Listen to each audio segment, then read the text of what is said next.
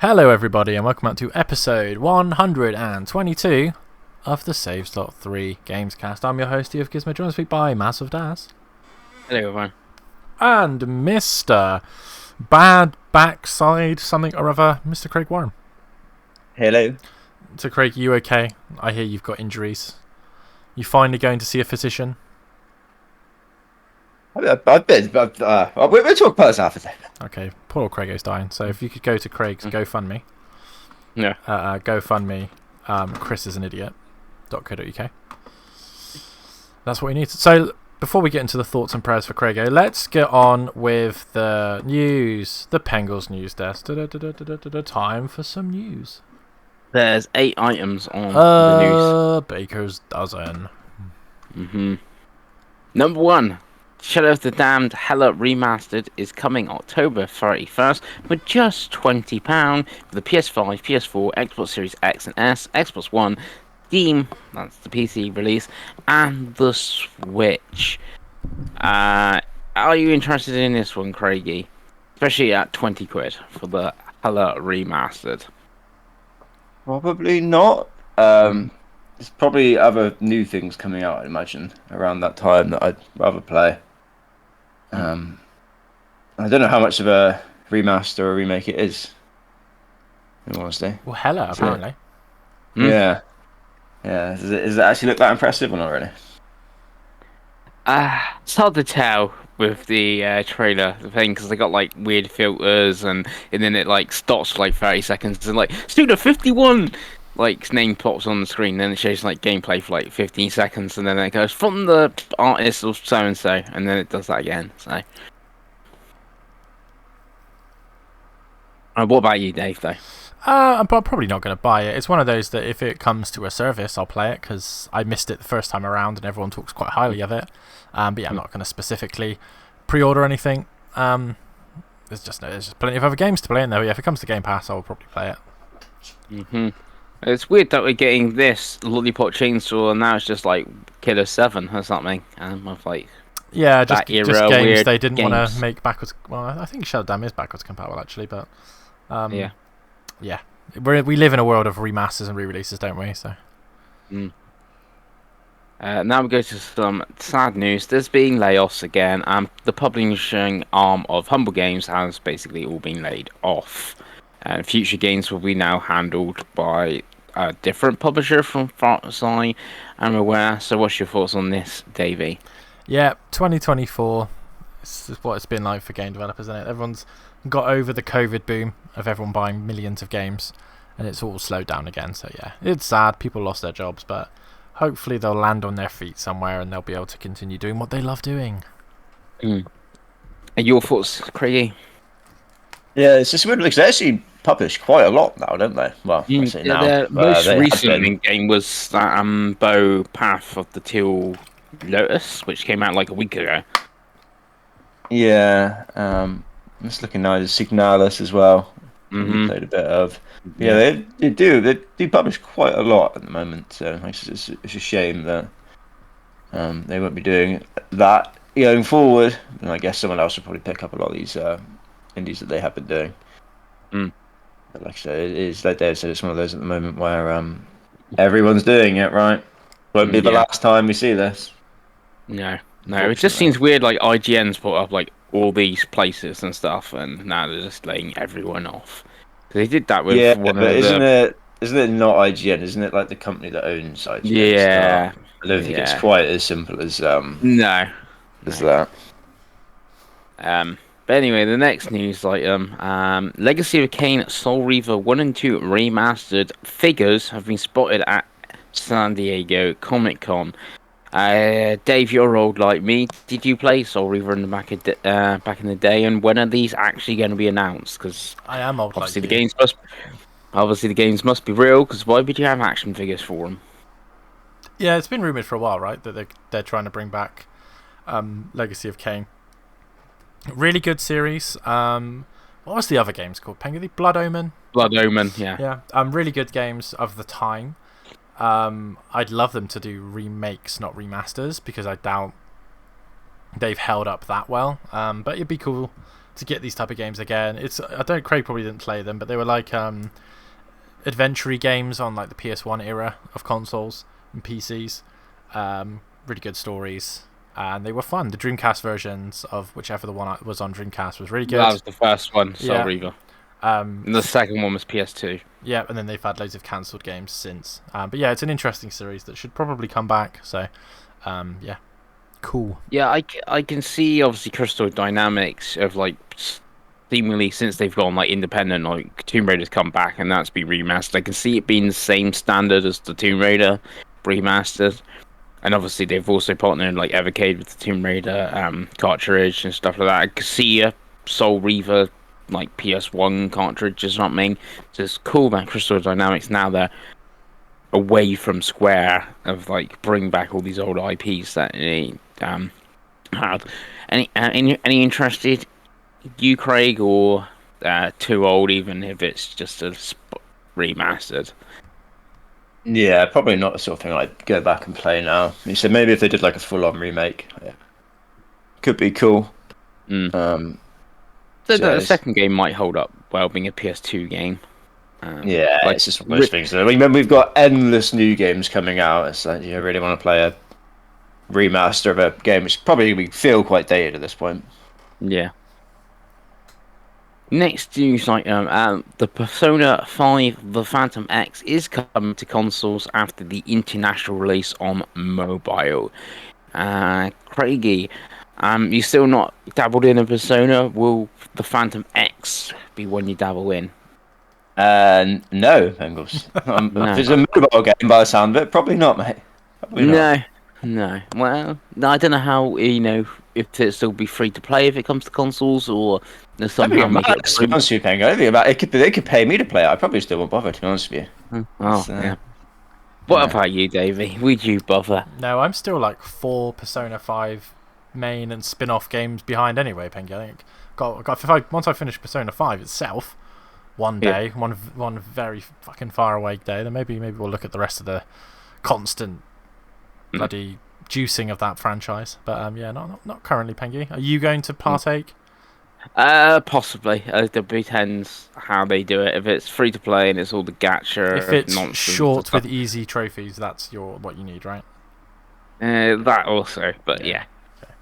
But yeah, it's got an owl instead of a teddy and a cat as the animal. So wow. Yeah. One that Craig might very be interested in because he has it on Fantasy Credit. Stalker 2 has been delayed again, but this time till November. Craig, is it going to make it in November, or is it going to get delayed yet again? It wouldn't surprise me if it does get delayed yet again. They did make a big point of when they announced the date that it's been delayed from, that this was the final release date. Obviously, they did have the last trailer they did looked very good. In fairness, probably the best trailer we've seen for it. Kind of got me excited for the game. But there's a lot going on there, right? I think didn't they do some sort of dev diary sort of thing, and they were saying how like a lot of the team were actually fighting in the war in Ukraine, and then the rest of the team that weren't fighting had to move the entire studio to like the Croatia or Czech Republic or something like that, right? Which has obviously caused a lot of chaos for this game, I guess. I mean, the positive is it kind of moves it out of what was a very busy little period that it ended up releasing in. I think there's like 4 or 5 big games coming out in like 2 weeks. It kind of moves it away from that, but I suspect with the end of the year being as busy as it's probably going to be, it's just moving it from one busy period to another one once we get dates for everything else. Yeah, it's a shame, but you can I think everyone kind of understands why. Yeah, I reckon they should move it to January. That might not actually be the most, that might be a sensible Chris Pengelly suggestion, to be fair, because I think the end of this year is just going to be fucking mad. So having something early next year might actually be quite sensible for him. You, Davey? Yeah, like I said, like to reiterate what Craig said, it was so what's going to happen, I suppose. It's been a difficult development cycle for them. But yeah, just the game's got a hit, isn't it? So take as long as they need. Not really something I think I'm interested in, but I know that Craig will probably love it. So yeah, cool. It just give them time. Give them time. That's all they need. Yeah. Sure. Next one. This also happened at San Diego Comic Con. Mortal Kombat's Chaos Reign has been announced, which is a new story campaign where Havoc is like the main bad guy. Combat Pack 2, which will feature a new fighters, which is female Cyrax and Sector. We also bring back new Sabot. And then there's going to be guest characters of Ghostface, the T-1000, and Conan the Barbarian. The Mortal Kombat characters will be there on day one when the story DLC comes, because obviously they're part of the story DLC. And then the guest characters are later on. And Animalities are coming back as well. And that's a free update for everyone. So, either of you, apart from me, played Mortal Kombat 1? Not yet. Nah. No, I've had my eye on it because I love the Mortal Kombat games, but they do tend to come to Game Pass. So I've kind of I think 11's on there now, 10 was on there previously, so I'm kind of just holding out until it inevitably comes to Game Pass, and then I'll play the campaign and maybe get some of the DLC. Because I know they've already got Homelander from The Boys, and Omni-Man from Invincible, and Peacemaker. So yeah, it seems like it's the typical Mortal Kombat goodness, but yeah, I just haven't got around to it yet. What about you, Craigie? No, I am dreadful at fighting games, so I avoid playing them at pretty much all costs, to be honest with you, Pengles. Yeah. See, that's the thing with the campaign in the Mortal Kombat being basically all cutscenes and stuff, and a few fights and stuff like that. I mean, for a Game Pass title and picking up some achievements wouldn't be too bad. Because I can't see you going to try to compete at EVO or anything for it. Well, this is where you're wrong. Craig's secretly been preparing for EVO this whole time. Yes. No, I would embarrass myself and everyone around me, I think, at that point. Hell yeah. Yeah. I never even played the Aftermath DLC for the last one. They never added any new achievements or trophies for it, which was very disappointing. Which, as we know, is if it doesn't add that, then it's not even worth Chris's time. Don't play games for fun, do you, Chris? No. Next one on the news, the Valorant beta is now open to everyone, and it's a free download, obviously, on PS5 and Xbox Series S and X. Well, I guess I might as well talk to you about here. I did download Valorant after Dave sent me a code. I played 4 matches. It was fine. That was it. I think I would play... If Dave said, "Oh, I'm online, do you want to play some Valorant, Team Deathmatch or something?" I would play it. But that's literally the only time I feel I will ever play that game. If Dave asks me if he's on. But what about you, Craigie? Now that it's open, you can download it at any time. Nah, it always looks like just too much of a PC game for me. It's just very much Counter-Strike vibes, right? And I don't know if I'm about that life, in all honesty. Yeah. What about you, Davey? Because you were bigging it up. I'll probably play some more, but yeah, it's not for everyone, is it? It's difficult nowadays. It's one of those games. If it had come out when we were 18, 19, and we had all the time in the world, it'd be a bit different. But yeah, I can get why. I can get your feelings. I mean, it's better than Concord. No, after playing Concord and going to Valorant, I was like, how is this better? I'm like, this is yeah. I was very baffled, but I did like the team. Tried to get 100 kills on team deathmatch. That seemed to go a while. That was okay. That was it. That would be the only mode I will ever play with you, Dave, if you want to play it. So I still do have it. It's okay, Chris. It's fine. Don't worry about it. Don't you worry. You're pretty led about it. Yeah. And then the last news items, talking about shooter games, Marvel Rivals closed beta has hit a all-time peak of 52,515 players on Steam and added 2 new characters recently, which is Thor and Jeff the Landshark. Everyone excited to play as Jeff when we can actually play this game. Dave? Yeah, I can't wait to play this game. I've been checking my emails regularly to see if I got into the beta, which I am yet to do. Unfortunately, I read far too late that there was a content creator sign up that almost everyone got on, but it was live during when I was on holiday, so I didn't get his code. So yeah, the more I've watched of this, it looks like old Overwatch. So much so that I believe Overwatch are considering going back to 66. Craig, I was reading They are, yeah. So I was like, actually, I would quite like to play this, and the 2 new characters look fun. So hopefully it gets opened up soon. Craigie? Yeah, definitely. It's kind of a bit of a surprise, I feel, how well this game's come out and done. Everyone seems very positive about it. So a lot of like big Overwatch people coming out and saying that no, we've been playing this because it's more fun. We enjoy it more. So it does very much just look like old-fashioned Overwatch. Me and Dave were tempted to give it a re-download a little while ago, Overwatch, and we're talking about how it's like it's weird 5v5 now, and you've got to queue as a specific role and all this crap that they've added. And you watch this, oh, this just looks really fun. It looks quite simple. It looks like they've copied Overwatch a lot, but then they've put a lot of their own spins on it as well. A lot of the classes or the heroes are kind of close to Overwatch heroes, but they've kind of mixed and matched and kind of built their own sort of stuff. Like Star-Lord, for example, is kind of like their Tracer, but also not really kind of like their Tracer. There's a few like that who kind of have bits and pieces of other kits from Overwatch heroes. Yeah, because what I've seen with Star-Lord is guns are Tracers, but then he's got Reaper's Blossom Ultimate or something like that. Yeah, exactly. But then he's also got it's more like the Soldier 76 Ultimate as well. So looks really good. There's a cool team up mechanic as well, for where if you're using characters from related franchises, then some of them have buffs. So if us 3 were to play and we were to play as the 3 Guardians of the Galaxy characters, then we would get a certain buff for that. It's just quite a cool idea, I thought. Encourage people to use these characters, but also because they're different roles. For example, I think one of the Guardian Galaxy characters is a tank, one's a support, and one's a DPS. So it kind of encourages people not just to all play DPS, for example.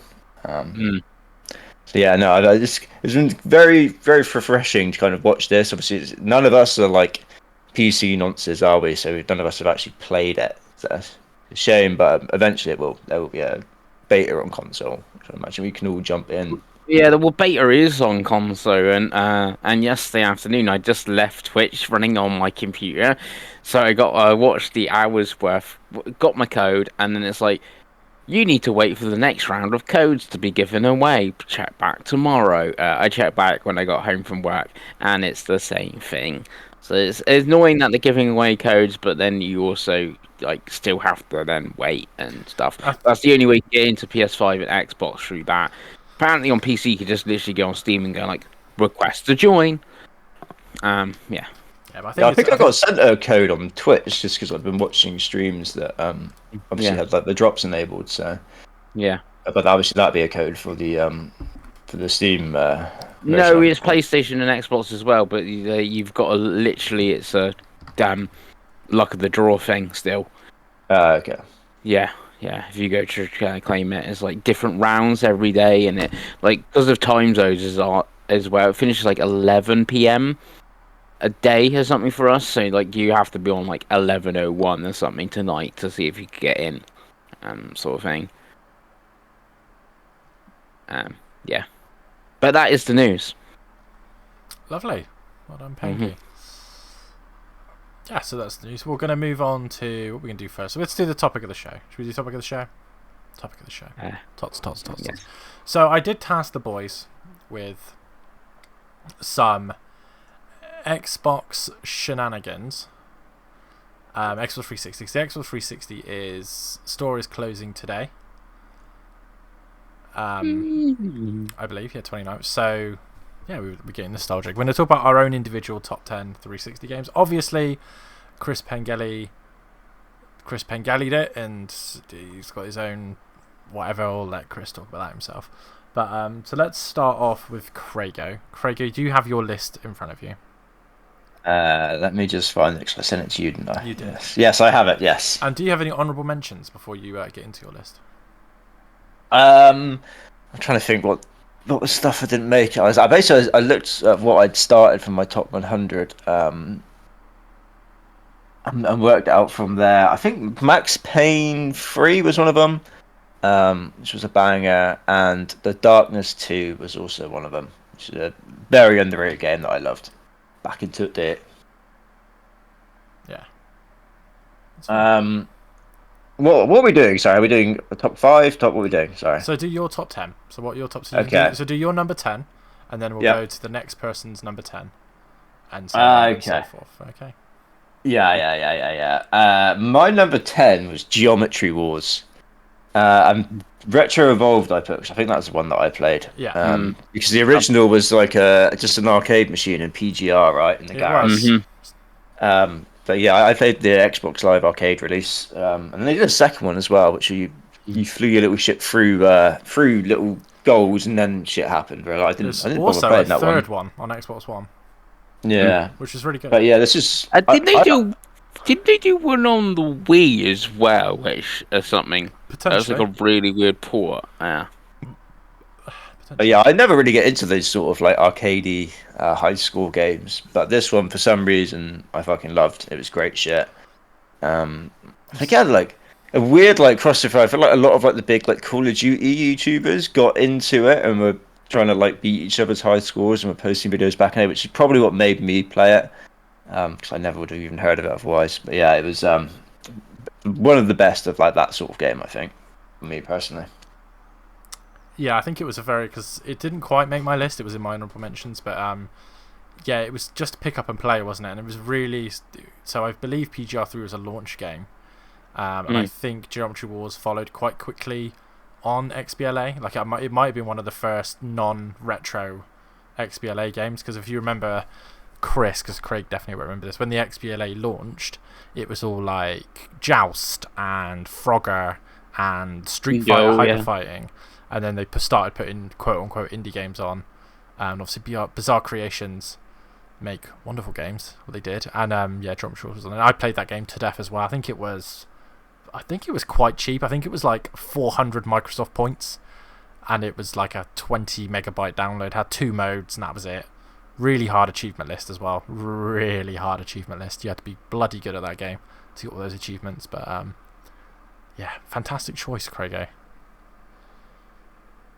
Pengi, you little troublemaker, number 10. Oh, okay. And explain to the viewers what you didn't ask me about any honourable mentions. Have you got any honourable mentions, Chris? I thought of one, and Xbox Live title, and I might go out on a limb saying it's my favourite Xbox Live title. And that's Shadow Complex from Epic, which was a Metroidvania. That was really good. It did get a remaster, I think, later on Xbox One and PS4 and stuff, but that was a really good game. I think it was a bit like was it a Shadow Drop or something, like 1E3 as well, or something like here's this new game from Epic, and everyone like losing their minds. Yeah, and then they did it was one of the first games for Gold. They did another game called Undertow. Same. I can't remember. It was like a scuba diving thing, like scuba diving twin stick shooter. It's one of the first Xbox Live Gold games. But yeah, Shadow Complex is great. Didn't make my list either because I didn't play it until the remastered version. But I don't know if you played Shadow Complex, Greg. No, I don't think so. Oh, you really should. I think they did a remastered version on Xbox One, but it's like a cross between like Uncharted and like a 2D Metroidvania. Yeah, you really like it now. Yeah, it's a really good game. But your number 10, Chris Pengelly. My number 10 is Naruto: Rise of the Ninja. And why? And tell us why Naruto: Rise of the Ninja is your number 10. Yeah, so this is like a bit of a weird one. So back in day, as Craig put it. So when this is before there was, I think even before there was a giant bomb and that we had game Spot, and that I think he was called Ryan or something. He passed away I say a few years ago, especially like 10 years ago or something. And watching like their video reviews and stuff like that, and this game like surprisingly got like a really high score. It was like a 9.3 or something like that. Never watched the anime or everything. And this started off as like obviously episode 1. I can't remember how far the arc goes. I know there's the second game as well, and I think it goes like the first 99 episodes of Naruto and sort of thing. But I picked it basically up on the whim, watching this review, and it's like really good. It's like this open for no one that no one's played watched Naruto before, starting from the beginning. Thing. It's like this open world action adventure game, and you can go do side quests. It's a very sort of RPG-y, but you got like obviously your combat's like punching, kicking, and stuff like that, and it's like real time, obviously action. But you can go interact with all your different characters in the hidden leaf village and stuff like that. And it looked obviously at the time with the anime style looked really good and stuff like that. Yeah, and like I said, I really enjoyed that game. Bought the sequel day one. I think I even like mostly pre-ordered it, and then I even went played the next one, which was Ultimate Ninja Storm Island, which did carry like the arc or like episode 100 or something, but then that went back to like an arena fighter, and that wasn't like a Ubisoft one, because this is actually Ubisoft made game, both the Rise of Ninja and the other one's Broken Bond, the second game. Yeah, but really good, sort of weird, and like a weird 360 game as well, like a Naruto game made by Ubisoft. It's exclusive to the 360. Very odd time. Indeed. Hmm. So let's go to my number 10. Let me just pull up my list. So I have a lot of honourable mentions, so I'm going to go through the honourable mentions I know are not on anyone else's lists before I talk about my number 10. Forza Horizon 1. Played it much later when it came to backwards compatible. I think it was quite late in the 360. It was 2012 maybe, but yeah, great game. Started the series that we all love so very much. It's still a fantastic game now. We have got Burnout Paradise, which I don't think was on anyone's list. Oh, that was such a great game. Obviously, Chris doesn't believe in non-exclusives for his lists, but I played it on Xbox 360 and absolutely adored it. Loved the soundtrack.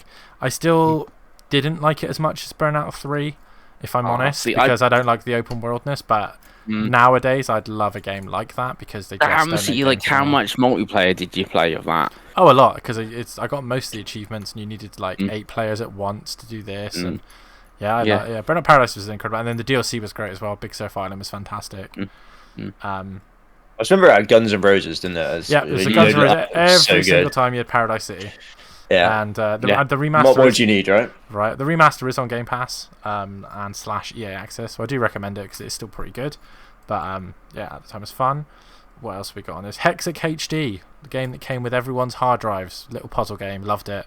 Played that game to death while I was waiting for my A-level results in 2008. I remember staying up all night, and I played like 4 hours of Hexic HD. It was great. The newest SSX, underrated game, backwards compatible. Play it. It's just like SSS Tricky, but no one seemed to play it. Me and my friends stayed up for 12 hours playing the demo and became, I think we all got in the top 100 in the world on the one demo-like mountain. Like, it was ridiculous. And then we actually went out in the morning and bought the game. I think it was the day before the game came out. Love it. Backwards compatible, like I said, really fun game. And the last honorable mention on here is a game I think people forget is out and is exclusive on Xbox, and that is The Witcher 2 Enhanced Edition. I've not finished it, and I think that's why it's not made my top 10, but every time I load that game up to like chip away at it, I forget how good it is, and it's a marvel that they made it run on 360 and made it run so well. It's a lot better with backwards compatible, obviously. But The Witcher 2. So my number 10 is a game I was kind of thought would be on Chris's list, and then I realised that Chris doesn't do non-exclusive, and that is Street Fighter 4, which was the return to Street Fighter after a long time off. I think the one before was a Dreamcast game, and I absolutely adored it. I bought the special edition. I played it in like tournaments. I absolutely adored Street Fighter 4. See, also weirdly, I don't even know if I played Street Fighter 4 on 360. I think the only version I might have played was the 3DS one. So weird, but yeah, Street Fighter 4 was great. I know Craig hasn't played it, so I don't have to bother. Wow, you say that, Dave? Oh my god. I think I actually did. I'm just looking at your achievements now. Yeah, I think I did. I don't know why. I don't know why I played it. It was like the biggest game in the world for a while. Like, it really brought fighting games back. Because then you have the Mortal Kombat comeback an afterwards hour, as well. and then But what? got railed on a few times and gave up. I imagine, but yeah, no, I did weirdly play it. It had a really cool art style, didn't it? Where I was. Yeah, it had like a like pseudo cell shading thing. Yeah. Yeah, really important game as well. Like, really did bring back fighting games, because fighting games were dead until Street Fighter 4, and then Street Fighter 4. $2.99 to buy right now, Davey. There you go. It's on the 360 end of things sale. There's obviously 6 million different versions of Street Fighter 4 now, so Ultra Street Fighter 4 Arcade Super Edition is backwards compatible. So just buy that. I think that's also on sale. But yeah, Craigie, you're number 9. I'm just filibustering a second because I completely put the list away, and so I'm just going to talk about something until I get that on there. Right, number 9 was Spec Ops: The Line, boys, which is an absolute like gem of a game back in the day. It's basically Gears of War, but a military shooter with a really badass, like, serious story. It's set in Dubai, I want to say, or somewhere around there. After like a load of sandstorms that basically reclaimed the city. It was a great fucking game. It literally just felt like Gears of War, but with like actual real guns instead of being like sci-fi horror. It was great. It was fucking fantastic. I don't know if either of you would have played it, but yeah, great shit. No, it's always been one I've wanted to play, and I think because at the time I remember it coming out. No one. It was really controversial because it was so like dark. Like it was a funny one because it just looked so generic, and no one reviewed it. So like, I didn't know what it was. I assumed it was like fucking Frontline's Fuel of War or whatever, just another Call of Duty clone. So I just never, didn't pay any attention to it. And then I remember watching a gaming website. I was like, oh no, this thing's like got this amazing story, and it's like this, and then just not ever, it never lining up. I think it's backwards compatible, but I think it's only physically backwards compatible. I think you need to play it because it is literally Gears of War. Oh, I know. Like, literally, it is. It feels like you're playing Gears of War. It's so good. Yeah, I actually went to a game shop yesterday and bought some 360 games. I'll talk about later. And Spec Ops: The Line is one of those games which is now like 45 quid. So yeah, next time I see it at a relatively good price, I think I will, because like I said, it is backwards compatible with like auto HDR and all that stuff. So, and you've always talked really highly of it, and I know it would be something I like. Yeah, it's great. Pengi. Yes. Number 9. My number 9 is Dead or Alive 4. Was 4 the launch one, or was 3 the launch one? 4 was the launch one, so 3 was the launch original Xbox game. Yeah, it's like at the time of the launch, it like showed like the power, fighting games and race games are normally really good for like showing off the graphics of a new console, and it did at the time. Obviously, you had Nicole, which is the guest character from Halo, in it, and it was just obviously again playing like Xbox Live and stuff. Like, I played Xbox Live on the original Xbox and stuff like that.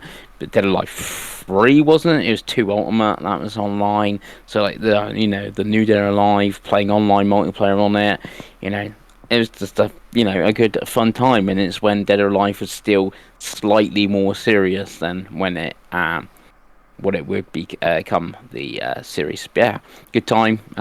That one, if you like fighting games. Nice. Mm-hmm. Nice.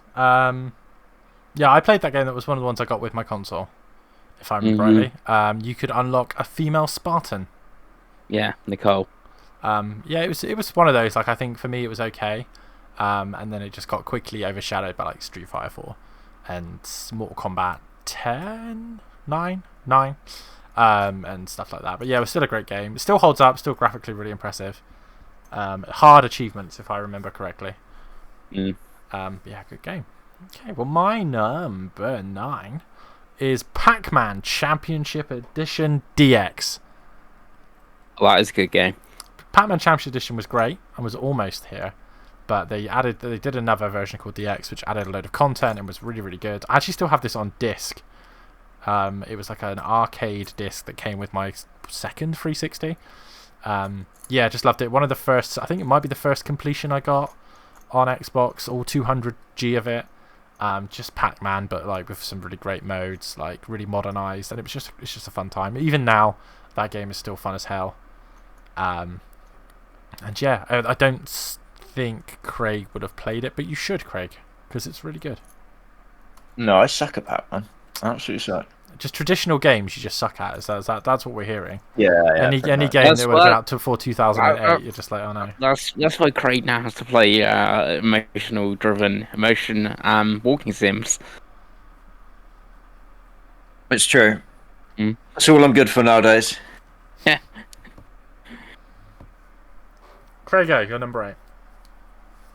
Right, a game which I think we've all played to some extent or another, some version or another. This is Alan Wake, which was absolutely brilliant. Obviously, go on, Pengi. Say what you're gonna say. I was going to say that's also on my list. There you go. Where is it on yours, Pengi? Number 7. Oh, there we go. We're pretty close there. Gosh, I'm proud of us, Pengis. Yeah. But yeah, just a great game from Remedy. Remedy are gods, right? They're fantastic. It's felt very unique at the time, and it's in mechanics where you have to shine your light on your enemies and then shoot them. The story was brilliant. I've still not played the second one. I will do eventually. Honest. But yeah, I played the DLC in Control, which is like Alan Wakey bit, which is very cool. But yeah, great game, great show. David started this, I think, the fancy remaster or remake that they did, and was enjoying it, and then I got distracted. But yeah, it's a fun game. Remedy again, I don't think I've played a Remedy game that isn't good. So yeah, good choice, great choice. In fact, did you ever play American Nightmare? No, I never played American Nightmare. It is backwards compatible, should you ever get the urge. And I think they gave it away with Quantum Break, if I'm right. Did you play the DLC for the Alan Wake one? No, I don't think so. That's on the remaster, isn't it? The DLC. Yeah, it is in the remaster. Okay. Video games. Mm. Wait, Pengi number 8? Is that what we're on now? Yeah, my number 8 is Halo Wars. Nice. So Halo Wars is, Halo RTS, which Halo was originally going to be, if you remember that. It was like a fun spin-off Halo title that worked really well on the console, really good campaign. We played a lot of multiplayer of this, and then obviously the same as the second one. Yeah, it was just a fun time of something different as well. Expand the Halo series. Nice. Yeah, I played it a little bit on 360. Pete loved it, my friend, but I ended up playing it a lot more on the Xbox One. They did the remaster. I think I played it with you, didn't I, Craig? Pretty sure we played it in co-op. But yeah, I think so. Yeah, really, really great game. Really great series. Actually, 2's really good as well. Kind of underrated. Like, I would love a Halo Wars 3, to be honest with you. But yeah, it's a great game. Was it Ensemble that made the original? Something like that. Yeah. I think it's the Age of Empires team, I think. But yeah, nice. Well, my number 8 is a game that is no surprise to any of you that is on my list.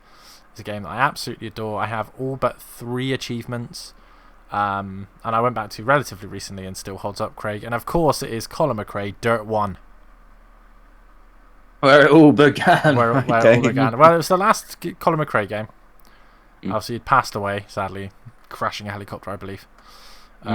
By this point, but yeah, it was a sort of slight change in the series, because I think the games after became very almost like punk rocky with like Ken Block and people like that, whereas this one was it was mostly still rally, but we've also added rallycross and hill climb and stuff. Just had a really good campaign structure, but it also still had all the world rally stuff, and it was just a fantastic game. Didn't have Gymkhana, which I think got introduced in the second game, which was a bit more like, I don't live that life, Craig. I just want to go fast. But yeah, really fantastic game that I absolutely adored. I remember playing that game nearly to death. Like, I remember buying it and playing it like one Christmas and playing like hours. And I remember it was like the last game I played before I went to uni. Like, I remember the night before I went to uni, I just couldn't sleep, and I played that game. I think I was trying to unlock it. There was an achievement for like racing for like 1,000 kilometers, I think. So I literally just raced and raced and raced before the good old days of community made maps. You can just tape a controller like button down like I did with the newest one. But yeah, my love with Dirt started there and has never really stopped. I do love the Dirt games. Why are you missing 3 achievements? They're online. Okay. It's like win a race without taking any damage, and I think it might be there's a ranked one. It's one of those type of things that I was like, and I just by the time I was like getting into achievements, later down the line, there just was no community. Much like my WRC 9 issue, where there's like I need 1 achievement, but it's because it's play online and no one's playing online. But yeah. Did anyone play Dirt 1 but me, or is it just me that has taste in racing games? Just you, I think. Oh, yeah, I may have played it. I don't know. To be honest, I don't know on that one. Good old Pengi. Right, Craigo, you're number 7. Number 7 is Dishonored. Which I think Pengi liked as well. Mm-hmm. Don't know if it would have made his list. He hadn't been awkward. No, I genuinely did play that on PS3. I didn't play it on Xbox. It was just a really, really cool little game. It did what I feel a lot of games do, but actually did it instead of just talking about it. In the sense of you always see these stealthy games. You're like, but you don't have to play it. You can play however you want. And then you play them, and you're like, oh no, this is very, very much, you can tell, just built towards stealth. Whereas this actually did feel like you could just do whatever you want. You can, the levels are kind of a sandbox, and you can figure it out however you want to do. If you want to be stealthy, if you just want to fucking hit people with your sword, if you want to possess a fish and swim through a grate, you can do that. There was even on most of the missions a way you could do the mission, your assassination mission, without even killing the dude if you did some sort of weird side quest that was hidden in the level. It was just really cool game that like actually delivered on that promise of play it how you want to play and it will feel the same no matter what you do. Yeah, very, very cool game. I for ages I've meant to go and play the sequels that they've done, and I've never have because I'm a bad person. But yeah, an awesome 360 game. Nice. Did you say you played this, Pengi? Yeah, I played it on PS3. I did really like it. It's one of the like really good games of that sort of gen. I did play the second one. I've still not played the Outsider, like sort of like standalone expansion type game. I've never got around to playing that one, but I did play the sequel as well, which I did enjoy. Fun sort of like it's got like that cool, unique arcane art style that they do, and like Craig said, like you can go possess a rat to get through this this thing, and like you can kill the person or like do like interrogate them and be totally stealthy and that. Yeah, it was definitely a fun time. Nice, Pengi. Do you have anything more to add about Alan Wake, as that was your number 7? Not really. Craig said it, most on that game. Okay then. So my number 7 is Mass Effect 1, which is a fantastic game. My favourite Mass Effect, we've talked about this before. 2 is the better mechanically, but 1 is the better story and characters and all that jazz. So yeah, Mass Effect 1.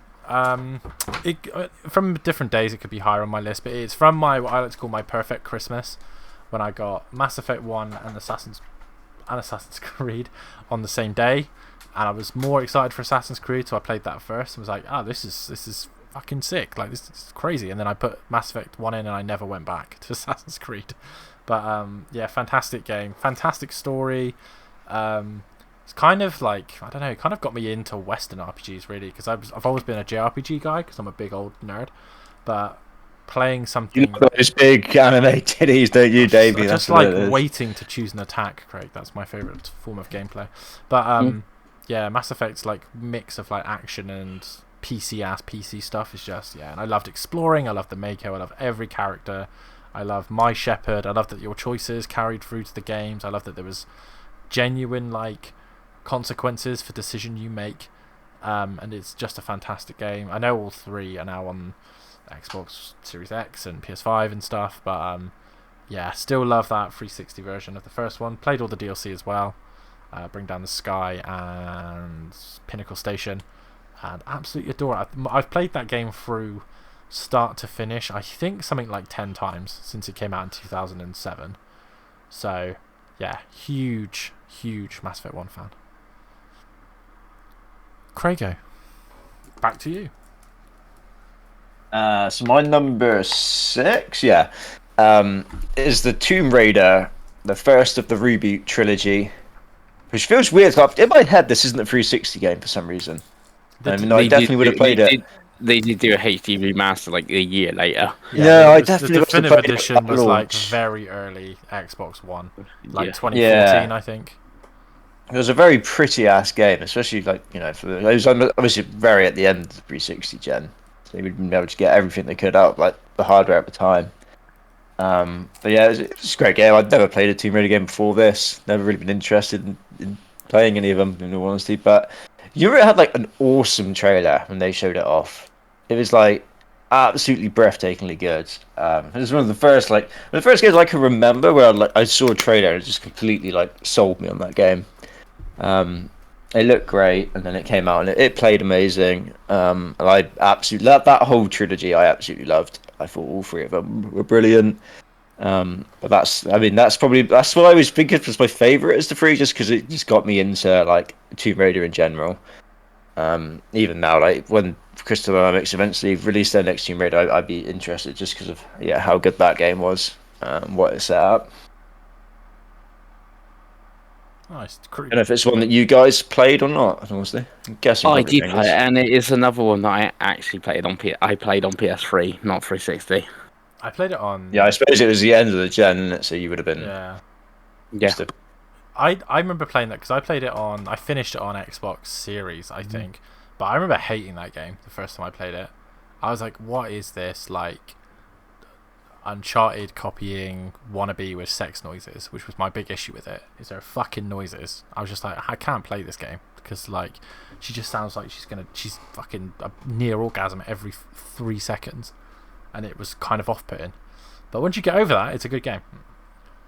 Yeah, it's a very serious tone in that game. Yeah. You start off, you're like very like kind of like an innocent young Lara Croft, and then you kind of build into like actually fucking becoming a murderer. I was gonna say she's innocent for all of 2 seconds, and she kills a guy, and she keeps killing guys, and she's like, "Oh, I'm so sad that I'm having to do this," as she's like waiting in the shadows to like stab a guy in the throat, which I love that they leaned into with their third game. Where they're like, "You're a horrible person, Lara. Like you're a problem here." But yeah. Yeah, like I said, I wished it. I think, sorry, Pengi. It was one of those games that I remember being like vividly annoyed that it wasn't on Wii U. So I think that was another reason I was like, why is this and Sleeping Dogs not on Wii U? Like, what's going on? What's going on, Pengi? What I can tell you also, I replayed it and finished it on Stadia as well. The HD remaster of it. So yeah, that's something. If it was a top 10 Stadia list, then you might have to get more. There's no way there was 10 games on Stadia. Yeah, I really like that game as well. Like Craig said, like the whole trilogy is really good. I think the second one is the best one of them. But yeah, I think people soured on it because the second one was a year exclusive, wasn't it, on Xbox? And then the ponies got upset and it never really recovered. Sadly, the third one is just like, I don't know. It just felt like more of the same. Like, we've been there, done that with the second one. Yeah, it's got a Series X port, so I will play Shadow at some point. Because I did start Rise not that long ago and really enjoyed the start of it.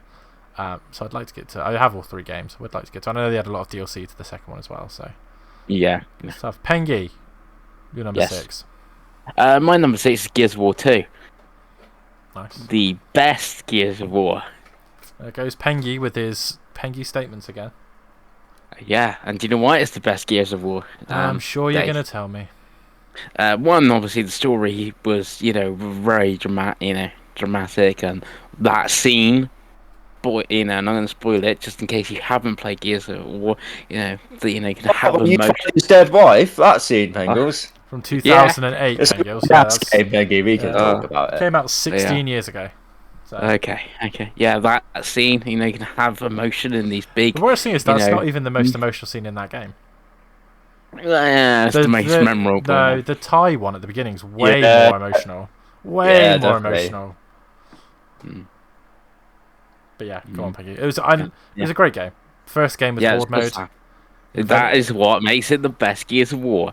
The Horde mode. Horde mode was fantastic. I made so many hours of Horde mode stuff. I think I got 1300 G out of like 1500. Nearly got the completion on Gears 2. It's just great. It's just but Horde mode, fantastic. Played so much of that, and with the same sort of guys that played Burnout Paradise. But if you talked earlier, yeah, it's just great for the Horde mode. And then everyone else went and copied it, and no one really did it as good as Gears in Gears 2, as far as I'm concerned. Yeah, Gears is funny because I think of all four, there's four Gears games on Xbox 360. And they're all great games they have different strengths. Two's a funny one. Two, for me, I've said this many times, hit at a time when I wasn't gaming. There was about a 6-month period where I was barely gaming because I sold my Xbox, was at uni, just wasn't gaming. All I did was play my PSP. And then I got a 360 at the end of that year because I had finished my studies and I had a whole summer of catching up on video games. One of my favourite special editions is Gears 2. It's the one with the book in the red case. Pengels, if you remember it. It has lots of really cool like lore stuff and lots of cool behind the scenes stuff, and there's a behind the scenes DVD as well, I think. But yeah, Gears 2 is great. I will talk about more Gears later for me and Craig, but I don't think you can go wrong with any of the games, and of course they're all backwards compatible, they're all on Game Pass, and they've all been auto HDR enhanced. The hype for Gears 2 was fucking huge as well back in the day. Absolutely massive. Well, if you remember, it came out it was within a month of Black Ops 1 and Assassin's Creed 2, I think. Like, it was a pretty crazy end of the year. Maybe even one of the Guitar Heroes as well. Like, it was a kind of crazy end of the year. And, Gears was very, very high. For a 360 owner as well, it was like, what, we're eating well now, guys. Like, and yeah, like you said, it was a Hollywoodification of Gears, I think is a way to describe it. Like it was a franchise with Gears 2, whereas the previous game was much more its own game, and then 3 was just following on from 2. And again, 3 is also a great game and could have been on my list as well, could have been on Chris's list as well, I'm sure. I need to replay 2 and 3. I know me and Craig have often offhandedly talked about doing some legendary insane runs of 2 and 3.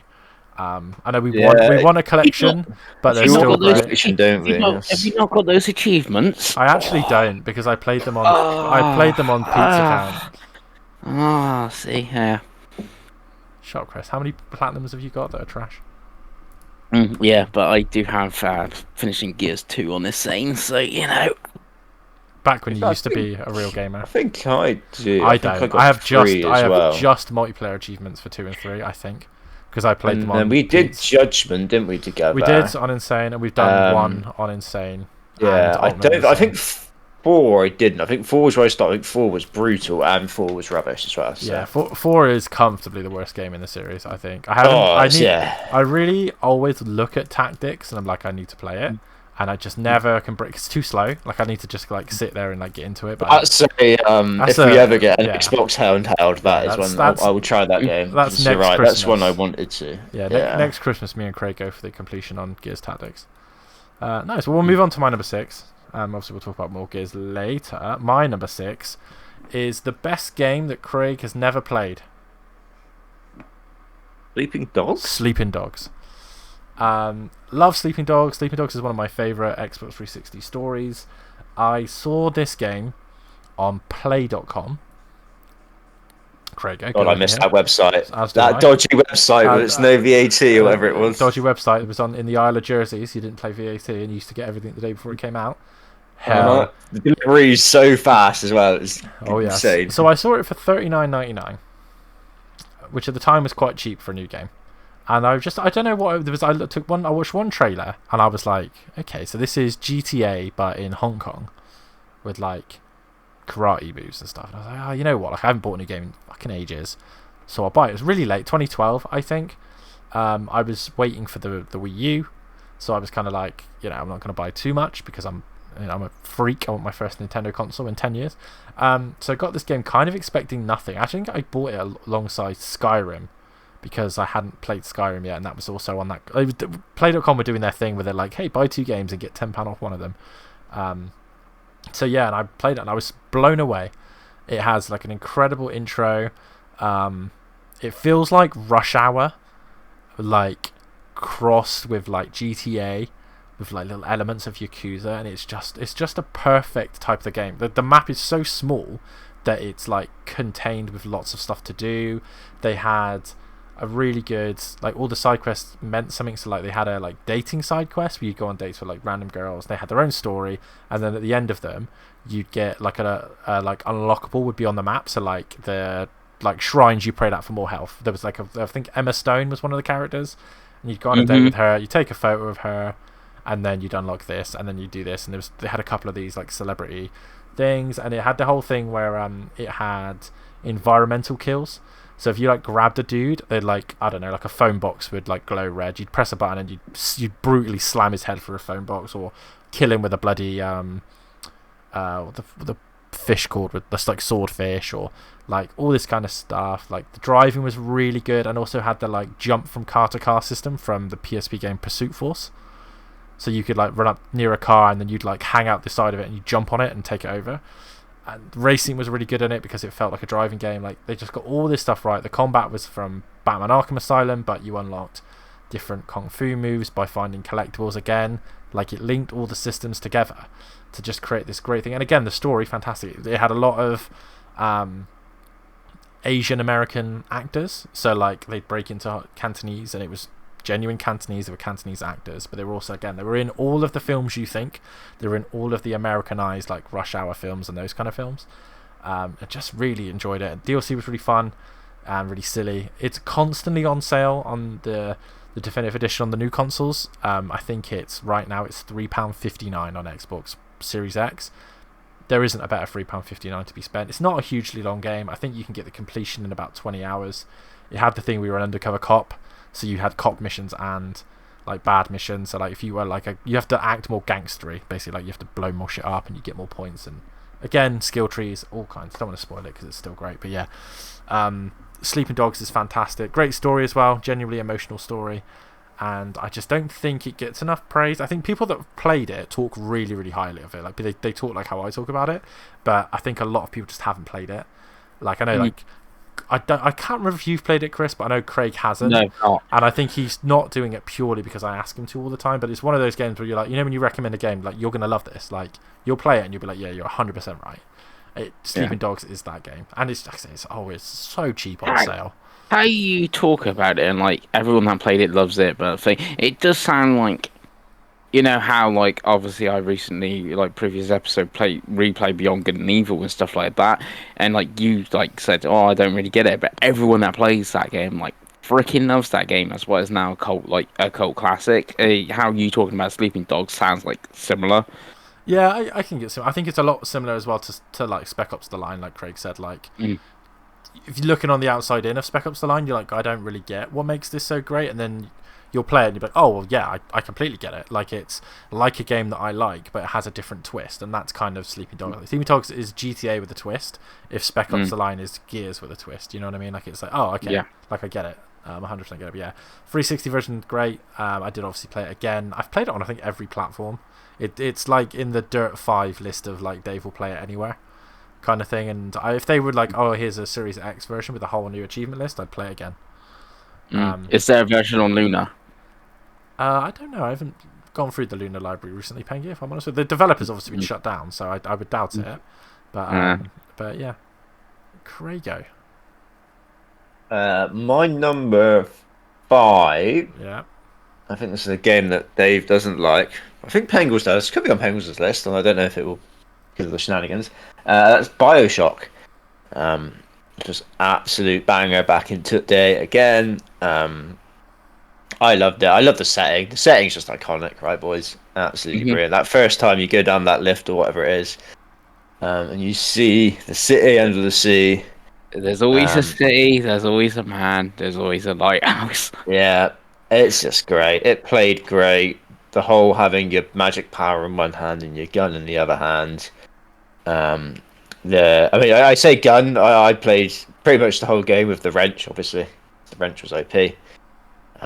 So you shock the guys with your electric in your one hand, and you smash them with the wrench with the other. But the story's iconic. Obviously, the Big Daddy Little Sisters are iconic. Just everybody's game really is just it's iconic. We still joke about it now, don't we? The whole this guy worked on BioShock, he's now making this game. You still see it now. So yeah, absolutely brilliant game from back in the day. I don't know, did it make your list, Pengi, or is it not because of the weird? It is not on my list. I'm guessing it would though if you were being. It's one is very highly in my top 100, and I actually played it on. I played on both. I played it on 360 and PS3 because it was a 360 timed exclusive. So that's where I played it originally, and I got it with my Elite 360 as well. I got that, and I believe Blue Dragon, which I never played. So yeah, it came with. I think it was versus them, but then I feel Halo 3 was around that time as well. Sort of thing. Yeah, it was 2007, wasn't it? I think BioShock same years, Halo 3. Yeah, great game, sort of thing like that. It's a first-person shooter, but it's also more of like a actiony, story-driven game, much like slower in terms of combat if you compare it to like a Call of Duty or anything, that sort of thing, very story driven, and obviously so that's going to be the same when Judas comes out and stuff like that, sort of thing. And then it came later to PS3, which then I bought the PS3 version and played it and finished it over there as well. So yeah, one of the biggest jump scares I've ever had as well. That moment when you're you're at your desk and you look around and the guy's just right behind you. Oh, that got me good. Yeah, that's exactly why I didn't like it. No, I got to it late. Yeah, I got to it late. I think that was. I never played the remaster. Yeah, the collection is on everything, so you can like all three of the games you can play. Yeah, I think with me, I didn't play it when it came out because as we've talked about, I mean, most of the games that we've talked about came out in 2007, so it was just a crazy year. But yeah, I think I played it. I think my housemate at uni had it, and I think I put it in and was like, this doesn't feel good. Like I didn't really get the hype, but I think I just played it a little bit too late. I think I played it 3 years after the fact, and by then people had copied it and done like more up-to-date versions of it. And again, like I'm not one for the like creepy games, and even I was worse for it then. Like now it might stand a chance. I've always wanted to play Infinite. I've always looked because that's obviously bright and colourful. Yeah, and I've always been really interested by Elizabeth as a character, so like maybe. And the collection's always hilariously cheap. That maybe I'll go and give that a go at some point. But yeah, that's a fair. Again, like I said, 2007 was a crazy year. Pengi, Dave, I was going to say, would you kindly play BioShock Infinite? I unfortunately have also seen all the spoilers. So, Pengi, your number 5. Yeah. My number 5 is Fable 2. Very excited for this one because Fable 1 on the original Xbox, one of my favourite games on the original Xbox. And it did have the enhanced version as well, the Lost Chapters on the original Xbox. That must be one of my most finished games ever, Fable 1. So Fable 2 going in that, very excited. Peter Molyneux, telling us all the stuff that we're going to have on it. And we did get a dog. So that is the thing. We got the dog. What more do you need, Dave? It's true. Fable 2 is a funny one because I think I played Fable 1 a lot on OG Xbox, Lost Chapters specifically. Fable 2, I don't. It was another 2008 game, I think. So again, it was in my little period where I wasn't really gaming. I remember playing the pub games minigame. Oh yeah, you got pub games as well, on XBLA. Which money and stuff transferred over to Fable because it came out before Fable 2, if I remember rightly, and then you could like play the little card games and you'd get money for Fable 2. And I just never got around to Fable 2 until a lot later, because I think so. None of the Fables made my list. Fable 1 Anniversary from 2014 and Fable 2 would probably have made my list, but I played them on Xbox One. So I was like, I don't really want to count them because like I played them later when backwards compatible, and they're really good still. Fable 1 Anniversary is fantastic, and I don't know if you've played it, Chris, but like it's really good. Like they really enhanced the original game. I did restart playing it. I can't remember when I did, and then True Achievements did like it was their monthly game. I think last month or the month before, and I was very tempted to play it because, like I said, Fable 1 is one of my most played games ever.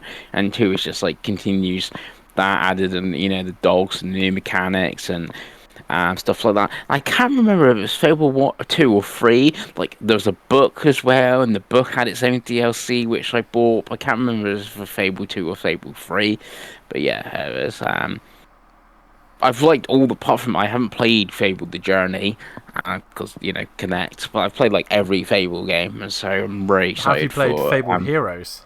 No, not the Heroes. That was the cancelled one. I never actually played that. Heroes wasn't cancelled. Heroes was like a weird puppet. I was thinking. Sorry, I was thinking of the Legends. You were thinking. Yeah, I was thinking of Legends. Yeah, I did play Legends when it was in beta, and it was famously they didn't even have textures. But I was going to say Legends. I think it's the one I was thinking of. I didn't play that, so very excited for the new Fable when that comes, because it's a great series that Xbox has that haven't really utilized for some time. Have you ever fabled, Craig? I played the one that everyone doesn't like, 3.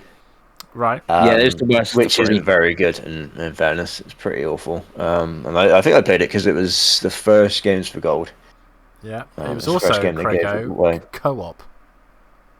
Yeah, I definitely played on my own. It was an odd game, very odd game. Yeah. Didn't really feel like much of a RPG or anything. It was just strange. Yeah. Very strange. Good old Fable. Yeah, I'm looking forward to the new one because it's just a different franchise, and I trust the Forza Horizon team. And problem with Fable 3, it like changes partway through and stuff like that. So yeah.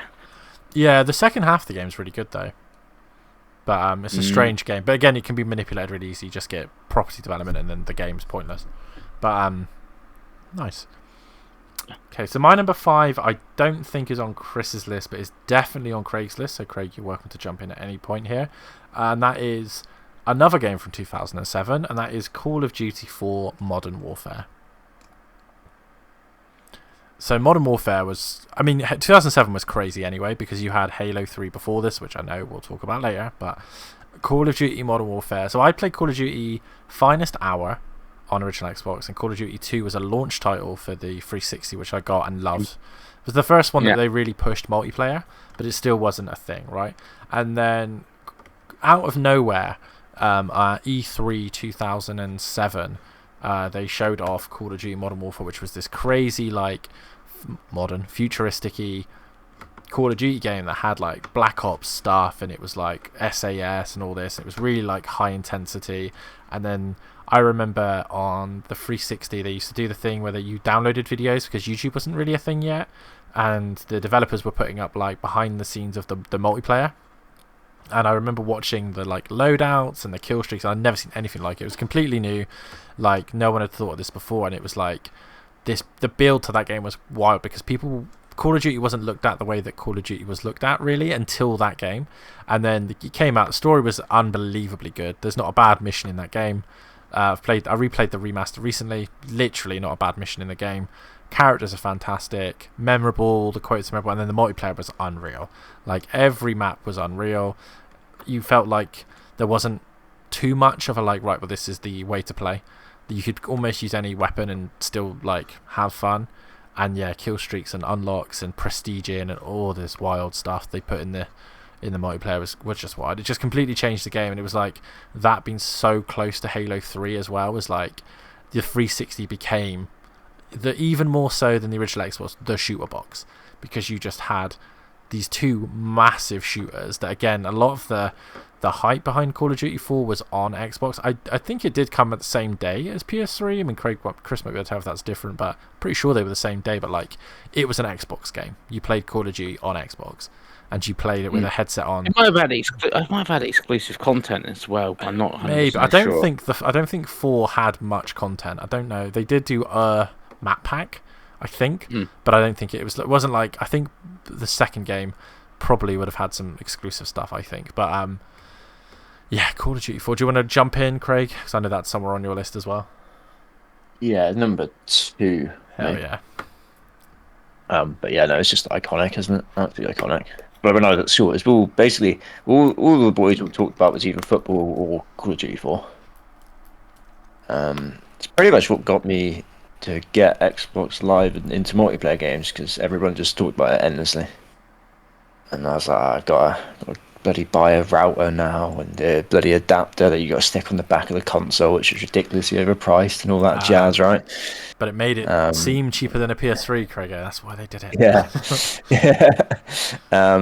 So it was a great game on it. They said the campaign was amazing. Hard as dicks on veteran as well, especially the end of the Chernobyl mission where you've got to hold and wait for the helicopter to pick you up or whatever it is by the big Ferris wheel. Oh, that was hard. All gillied up, I believe that mission was called.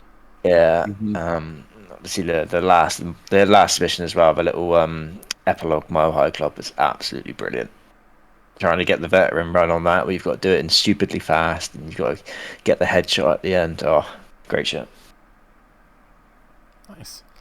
Did you play COD 4 on Xbox, Pengi? Oh, I did play it on Xbox, and I weirdly played it. I played it on both, and I actually bought it on launch from a supermarket, and I bought it on Xbox and PS3 at the same time because I'm a crazy person. Um, That is actually insane, by the way. Yeah. The cashier's face must have been very confused, and you were. Yeah, very confused. So I mainly did. So I did the campaign on Xbox, and then I played a little bit of multiplayer. But weirdly, this is, I was going to say, really odd because multiplayer obviously was a thing on PlayStation, but I basically played all the multiplayer on PS3 because that's where my friends online and friends and stuff were playing, and so that's where we played COD. So it's a weird one. Like the single player, I associate with Xbox more because that's where I played that, and that's where I've got achievements. But I remember playing how you guys are describing, staying up, being going, oh, we log in playing Call of Duty tonight. That was a PlayStation 3 experience because that's where my friends were playing, sort of thing. So it's a bit of a weird. So the game in general, quality game, but it's sort of split 50-50 of where that game lies for me. Yeah, definitely. I think the viewers are learning how much money you waste, I think, as well, which is wild. He's always been the same. That's what you need to know. Yeah, it's just it's just weird because shooters, again, a PlayStation controller was the 6-axis was dreadful. I mean, and the Xbox 360 controller. If you're about to say that the DualShock 3 is anything less than disgusting for a shooter, Chris. DualShock 3 is better than the 6-axis, but it's still dreadful. Yeah, the Xbox controller is much better for shooters. That's where I played Halo and stuff. That's where I play shooters. That's why I want to play it on Xbox. It just made sense. But like I said, all my friends are playing it on PlayStation. So again, that's how I was playing the multiplayer sort of thing. And as an added bonus, it's my second favourite special edition that I still have. It came with a poster, Craigo, which I put up in my dorm in uni. It had a hardbook art book, which I still have, and my favourite ever bonus DVD that wasn't the making of, isn't it? So it had a making of, it had a developer commentary for multiplayer, and it had, for some reason, about 6 hours of History Channel SAS documentaries. Nice. But you could only use this disc on a 360. But I'm being serious. I rewatched that set of documentaries all the time. It was I've never found what they're actually on, because if they were on some sort of thing I could download, I'd download and rewatch them because they're fascinating. Fascinating archival footage, behind the scenes interviews and stuff about these actual SAS people that formed the SAS back in World War II, and it's insane. I remember getting it, putting that disc in and just sat there and being fuck me, this is so interesting. I remember watching it all the way through, and then I watched the developers documentary talk about all the different maps. Oh, it was great. What a time. Yeah, I still have that. This is in my drawer here, that special edition. I think I only have it because I think I went to buy it day one and they didn't have any normal copies in Game Station. And I was like, I'm not going to Game. Whatever you've got, I'll buy. I think it was an extra tenner. But, God, what a good time to be alive. I believe we're back round to Craigo. Yeah, number 4. Again, another iconic one. A game that's on its 3rd gen now, boys. And will probably make 4 gens, I'm going to assume. That's obviously GTA 5. which is crazy to think that it was a 360 game, right, boys? Absolutely fucking crazy. Obviously, it was at the tail end, wasn't it? And it was pushing that 360 to everything that poor machine could do, right? It really was. It was really chugging, but it got there. I loved it. I played it from the 360, and I played it through again on the Xbox One when they did the Xbox One version, which was probably a better experience because it didn't struggle as much, obviously.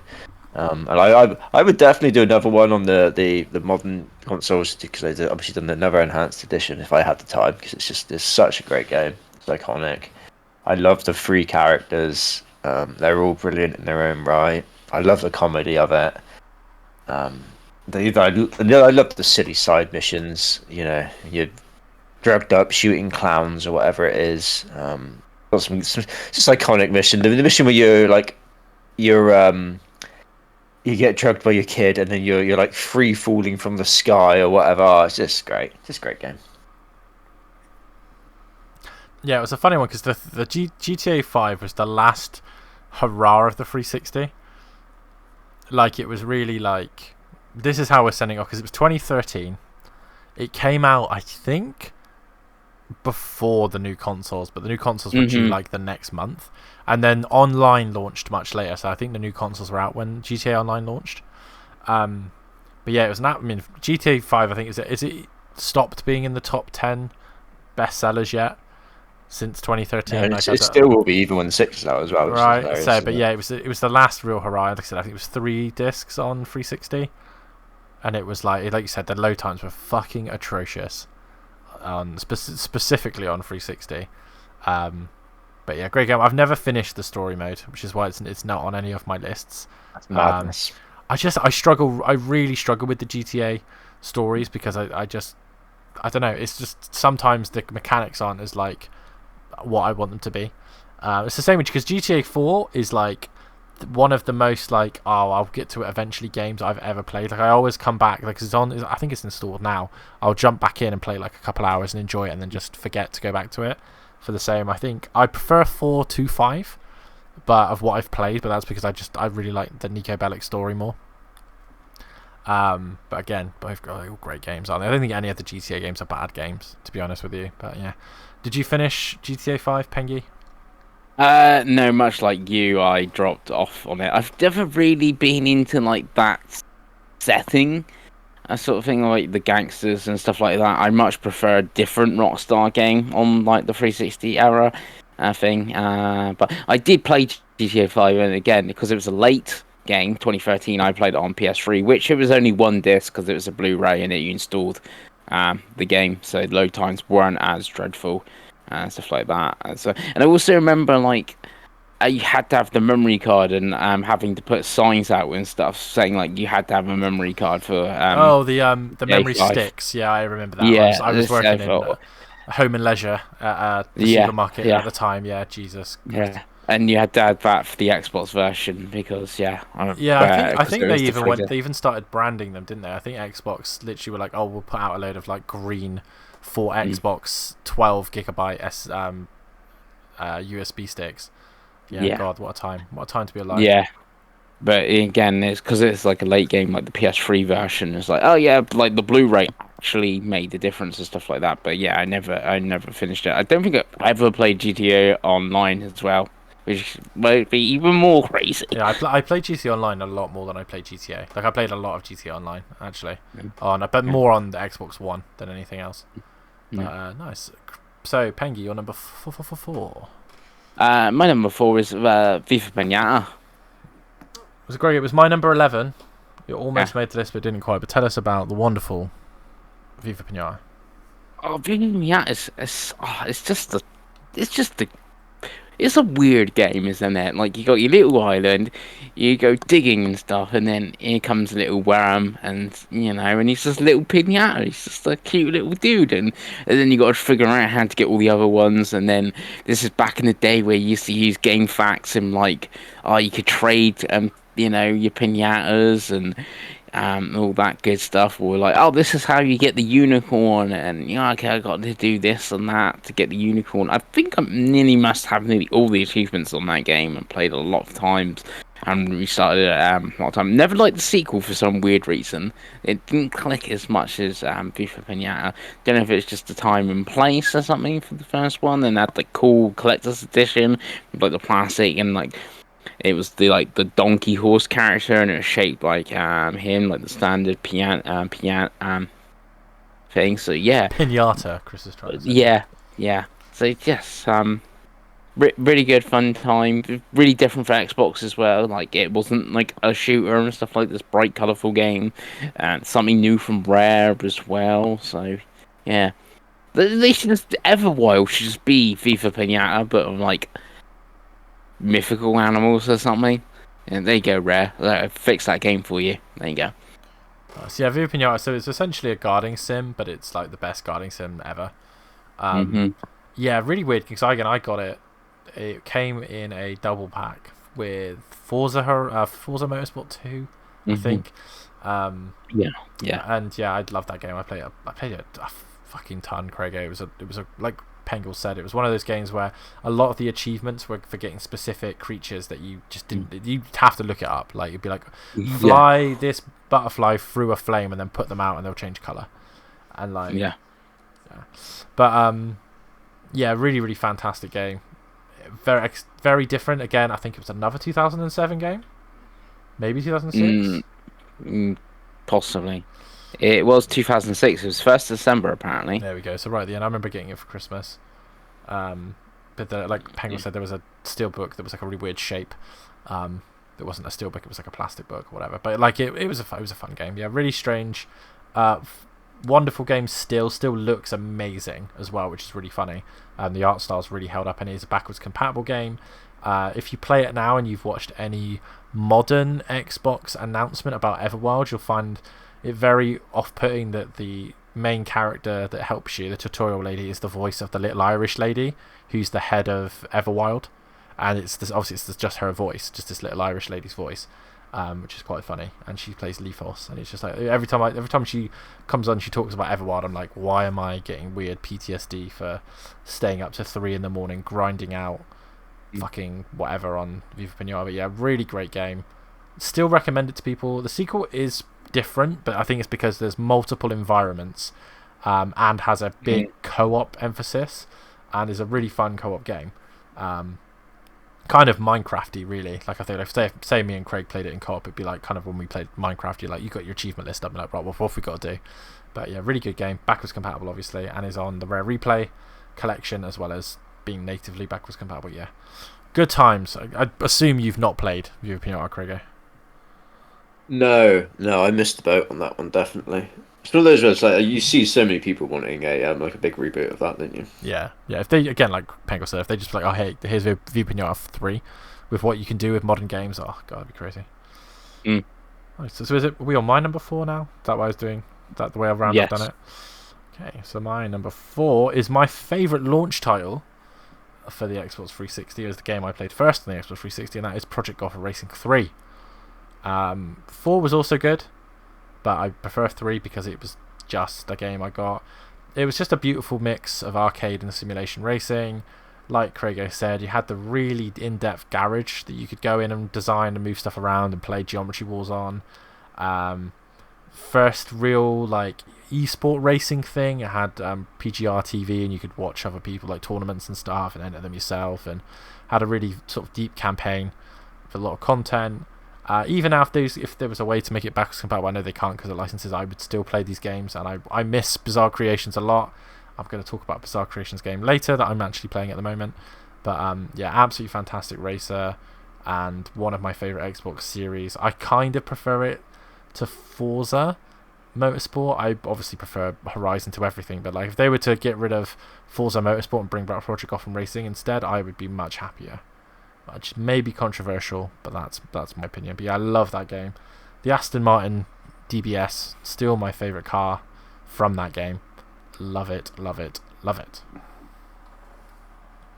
think I played 4, not 3. 4 had bikes, that's how you tell the difference. Yeah, I mean, me and my friend played a lot of that online on 4. It's a series that I feel like they could really bring back, because it'd be nice to have like an arcadey racer that like is an open world, I feel. Yeah, I feel definitely. like they could sell that pretty well as like, oh, it's kind of like Forza Horizon, but not, you know. Yeah.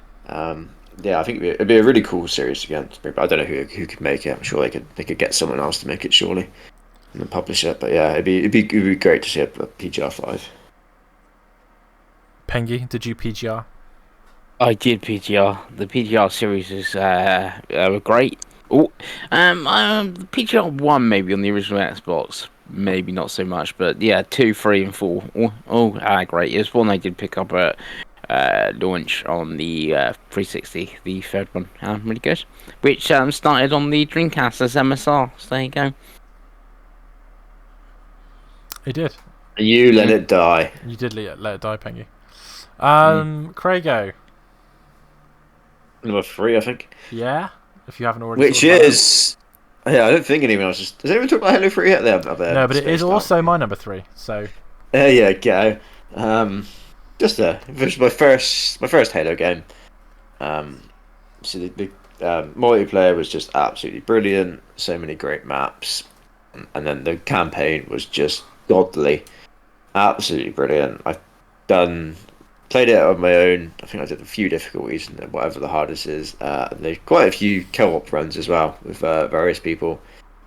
It's just a great campaign to play with people, wasn't it? Especially with the whole, if you die, it doesn't really matter too much because you can just respawn in if your teammate's not under fire, and all that jazz. We've obviously replayed it on the Master Chief Collection with me and Dave, and it was great then. Yeah, just a phenomenal game, right? Absolutely phenomenal. Yeah, One that we've all played as well, I assume. Yeah, I know it's not on Chris's list, but I know he's played it. For mine, because it was also my number 3, it's just the hype, man. Like, people forget that Halo 3 was the biggest release in the entire world when that game came out in September. You had you finishing the fight after the weird ending of Halo 2. It was 4-player co-op, which was the first time anyone had really done that for that type of game. You had the multiplayer was just built from the ground up for 360 Xbox Live. I remember playing it all night the night it came out. The DLC for it was fantastic. Just a fantastic game. Still holds up. I don't think the campaign is as good as the first game, but this is one of those instances where the overall game is just better than all of the other Halo games for me. Like, Forge was at its best on Halo 3. The multiplayer maps were at its best on Halo 3. The co-op was probably at its best on Halo 3, if we're being honest, especially after how hard Halo 2's co-op is. And it was just a cultural moment. Like, it was huge. It was huge for the 360. I remember all of the hype for it. I remember the Red versus Blue, Rooster Teeth PSAs they would release. I remember the beta that they included in Crackdown. If you remember, that people would buy. People wrongly assumed that people liked Crackdown, but in reality, people were just buying Crackdown for the Halo 3 beta. Playing Valhalla for the first time was just crazy, just crazy. I absolutely loved that game. One of the very few times I actually pulled a sickie from college to play. Just what a fantastic game! It was really early at college. It was like September 22nd, something like that. But I know you played Halo 3, I assume, Pengi. Yeah, I finished it. Is actually sort of going back to Bioshock and my Elite. So Halo 3 famously killed my 360 because I basically got that game in the morning, played it like 8 hours straight, the campaign or whatever, and then obviously I got the 3 red rings of death, etc. on my 360. So my 360 got sent away, and when it got sent away is when the Elite come out during when mine was sent away, and then that's when I bought the Elite and got like Bioshock and stuff with it. And it's how I lost my original gamer tag and stuff like that as well, which is annoying. I think I had like 16,000 or something on it as well, so I should have another 16,000 on my game score. And I should have my number 3. I should have 1,000 G on, but I don't, because I played it on that account, and so yeah. What was your number 3 then, Pengi? My number 3 is The Elder Scrolls 4 Oblivion. which was a early 360 game. I think it was March of 2006. Thing, so quite early. Really liked the Morrowind, but this does like totally up the like everything compared to Morrowind. There's much more detail, much more lived in. Well, it's just a great Western RPG. And like I said, I did get the. I didn't play the either of the DLCs. I think I might have lost like my gamer score and my save and stuff and things. So I never bothered with the DLC. But the original game, like I said, I got the 1000G stuck so many hours in there and like doing the vampire stuff and the Thieves Guild and that. Just a great time. Like I said, it's like a real step up as well from like also having a PS2 at the time. Like would have had the Wii, I guess, at the time as well, because I'm sure this is March. No, I wouldn't have had the Wii because it was March 2016, and Wii wasn't out in November. Yeah, so like having like the PS2 in that, I was like, oh, look at this game. Look at like all you can do and all these characters and everything, and like the Patrick Stewart being a voice actor in it and all that stuff. Yeah, it's great. It's great. It is crazy that I love Morrowind and Oblivion so much and I've never played Skyrim properly. But yeah, there you go. But it's also why I was like really excited for Fallout 3, and we did that whole episode of games that we don't dislike, and Fallout 3 is famously on there. So yeah, Oblivion was a app again, and people as well. I think people do forget. How do I put this? So when Xbox bought Bethesda, I think a lot of people forgot how many of their games were either timed or fully exclusive on Xbox previously. They have a big relationship with Xbox. But Oblivion was one of those. It was, I think it was a year, right, Pengi? Exclusive. It came out in 2006. Yeah, well, obviously, I think it came out March 2006. Oblivion. It was around that time because you also had Ghost Recon Advanced Warfighter around that time as well. And obviously the PS3 didn't come out until November 2006, and we obviously didn't get it until March 2000. So it's one of those weird ones. It was like a time exclusive sort of by default. Right, feels much like how the PS2 had all these Japanese games like sort of by default. Penguin's bitter. Is that what it sounds like? No, it's just it's like, well, obviously with the 360 coming out so much earlier than the other two, and obviously, and especially for us in Europe as well, we got the PS3 was really a botch launch here. Yeah, like Oblivion, I feel might have been a launch title for the PS3 or like a month after, so it was like a year exclusive due to the PS3 not coming out for a year later. But yeah, it does make me bitter about my gamer score and not having the 1000G of that game and not playing the DLC and stuff like that. So yeah. But yeah, Oblivion was a great game. The funny thing I remember about Oblivion was the first time I was forced to use a 60 hertz television. So people don't remember this. So back in the day when me and Pengles were young lads, the UK PAL regions had a different frequency to Japan and America. So it meant all of our games ran slower and were letterboxed because they had different resolutions and they ran at different frame rates, essentially, different refresh rates. So the 360 was the first console really where it was kind of a standard across the world. So I still had an old battered color TV. It was like a fucking 15-inch TV I had, and this thing had dials for like contrast on the front of it. Like it was an old TV that had been handed down from like grandparents. That it was horrible, this TV, and Oblivion would not run because it had to be in 60 hertz. PGR3 ran in 50 hertz. So I remember I was getting a flat screen TV for that Christmas, but it was flat screen, but it wasn't LCD. It was still a tube TV, but it had a flat glass screen. This fucker weighed a ton, by the way. Like I took it to uni with me, and like me and my friend Pete, who we're both fairly big dudes, we used to have to carry this fucking thing up the stairs together because it weighed a ton. Like a stone from Strongest Man if I was doing it on my own, to be honest with you. But yeah, so I got that early. It was supposed to be a Christmas present, and I got it when Oblivion came out, or whenever I got Oblivion, which was I think was in the summer, because I think Oblivion came out just after my birthday in March, and then I think I got it, and I was like, yeah, I'm really sorry to ask this, parents, but I can't play any of my games on my expensive games console because my TV is too crap. up. Now, I will either go out and buy a TV, but I know you've bought me a TV because it's in the cupboard still. You got it in a sale. So instead of waiting 6 months, can I have it now and you don't have to worry about getting me anything for Christmas? Yeah, that's fine, whatever. So I got this big ass TV, and that's how I played Oblivion. And I absolutely adore Oblivion. It's not on my list because, as much as I love it, I don't love it enough for it to like really break into what is a very strong list for me. I think it's probably like 12 or 13.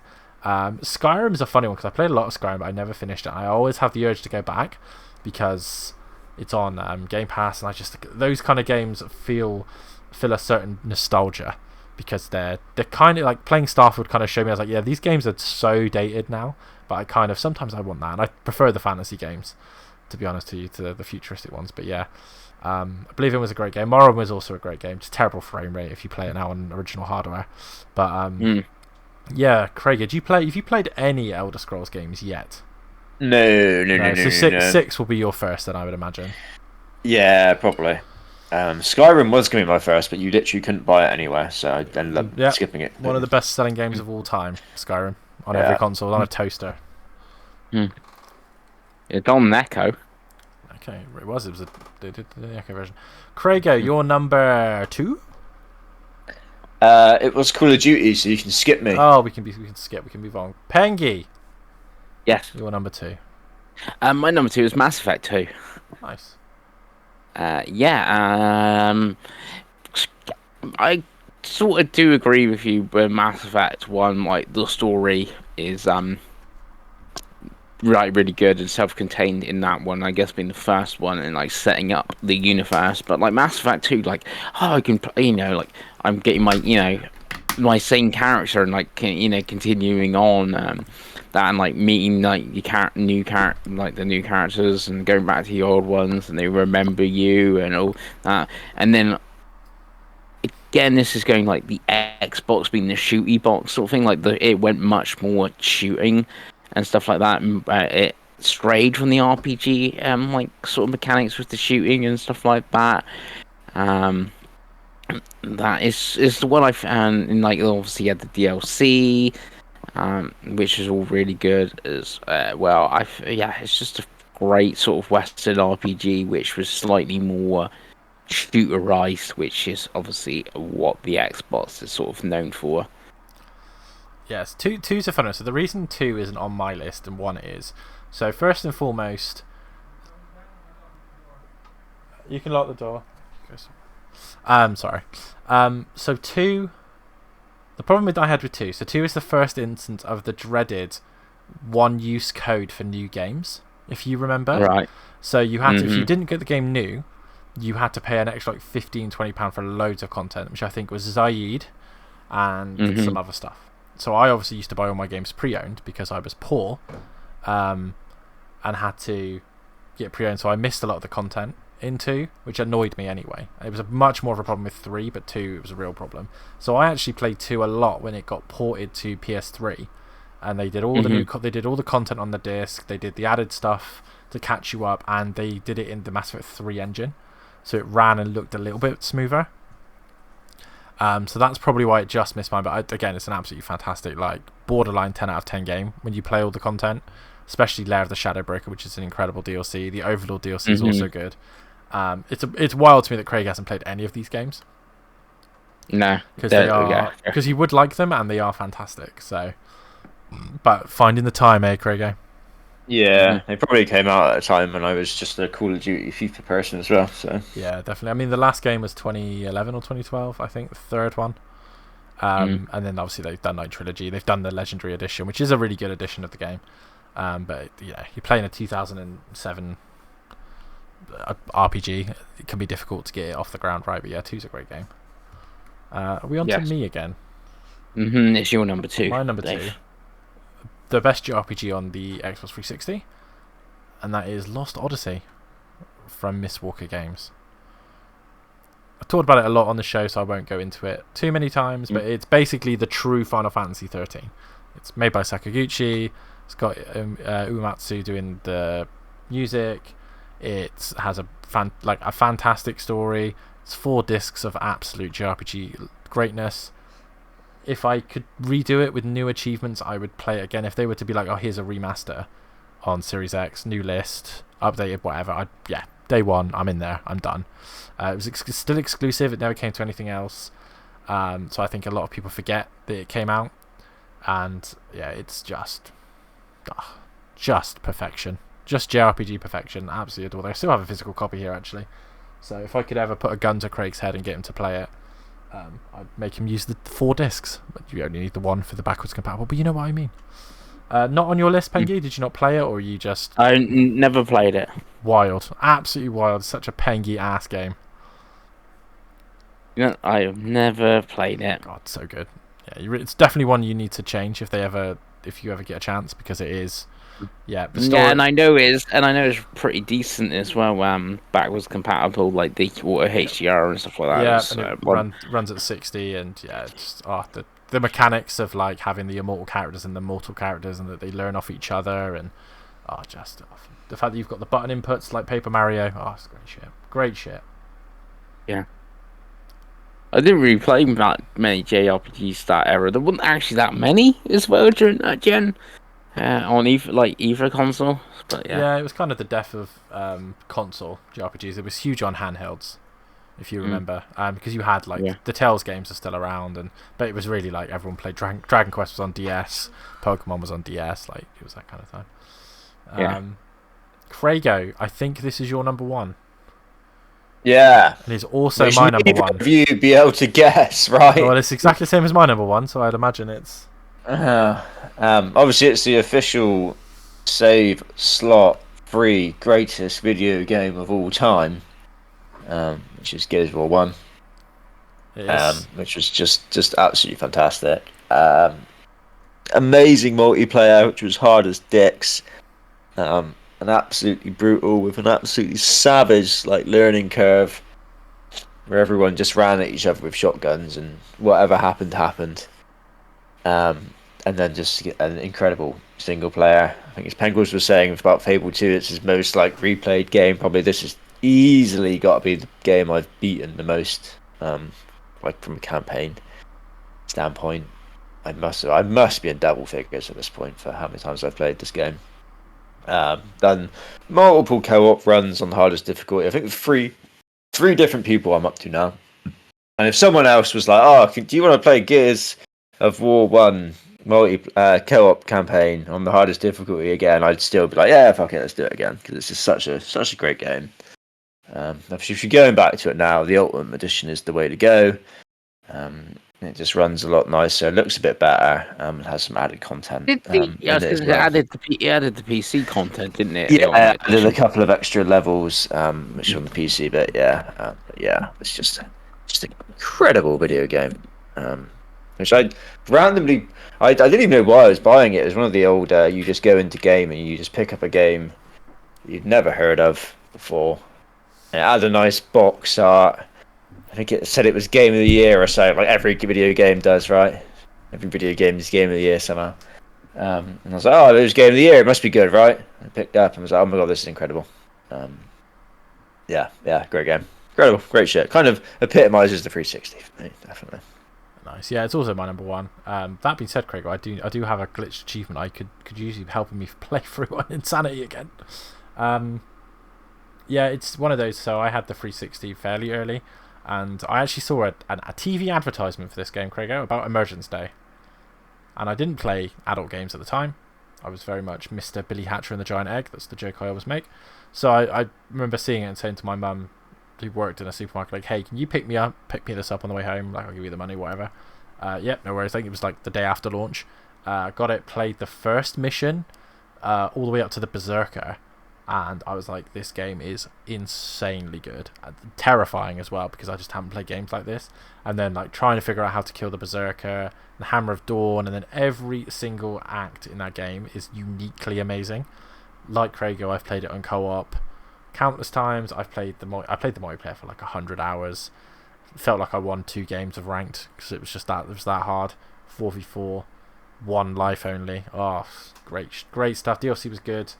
Annex mode was great. Yeah, just an iconic 360 game. Probably the most iconic 360 game for me. It's that or Halo 3.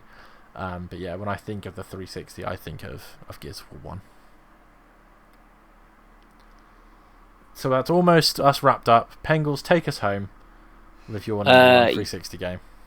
And my number one 360 game, and as if you've watched my top 100 video, I've got it very high in my top 100, and that is Halo Reach.